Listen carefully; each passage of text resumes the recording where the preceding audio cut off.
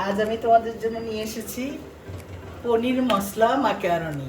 এই দেখো, তোমরা তো অনেকেই অনেকভাবে ম্যাকারনি রান্না করে খেয়েছো এবং আজকাল তো পোলাপান ম্যাকারনি খেতে ওস্তাদ। আমি আজ একটা ম্যাকারনি রান্না করছি, দেখো কেমন লাগে। ম্যাকারনিটা আমি ফার্স্টে সিদ্ধ করে নিয়েছি, লবণ, একটু তেল, পানি দিয়ে সিদ্ধ করে ঝাঁঝরিতে উঠিয়ে। তেলের মধ্যে আমি দিব রসুন কুচি,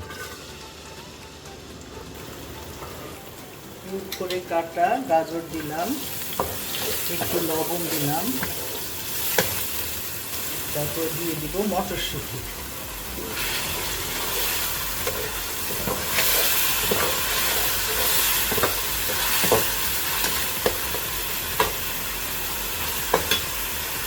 দিয়ে দিব কিউব করে কাটা পেঁয়াজ, দুটো বড় পেঁয়াজ কিউব করে কেটে রেখেছিলাম,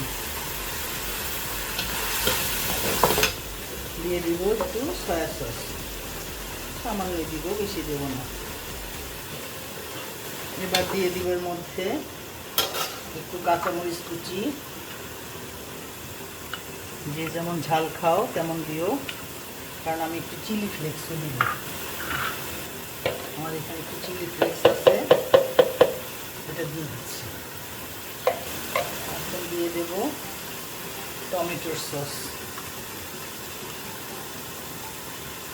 তোমরা এখানে ইচ্ছা করলে চিলি সসও দিতে পারো, আমি শুধু টমেটোর সসই দিচ্ছি। এখন আমি দিয়ে দিব ম্যাকারনিটা।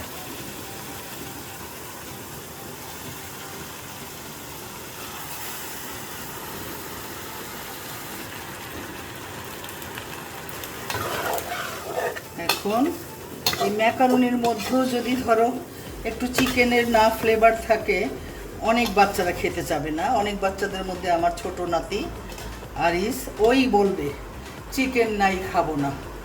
ওর জন্য আমার একটু এখানে রান্না চিকেন উঠিয়ে রেখেছিলাম, ওটা আমি দিয়ে দিচ্ছি। ওইটা আমি দিয়ে দিলাম, হাফ চামচ গোলমরিচ গুঁড়ো দিয়ে দিচ্ছি। আর দিয়ে দিব কাঁচামরিচ, আর একটু লাগবে মনে হচ্ছে।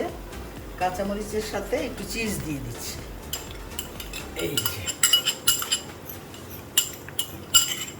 আমার বাসায় বেশি চিজ ছিল না, যার জন্য আমি বেশি করে দিতে পারলাম না। তখন যখন তোমরা করবা আর একটু বেশি করে দিও।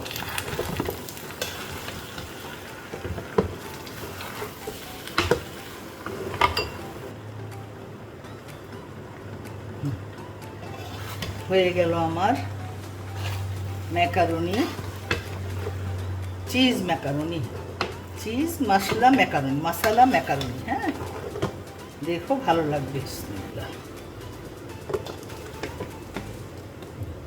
পনির মশলা ম্যাকারনি হয়ে গেল।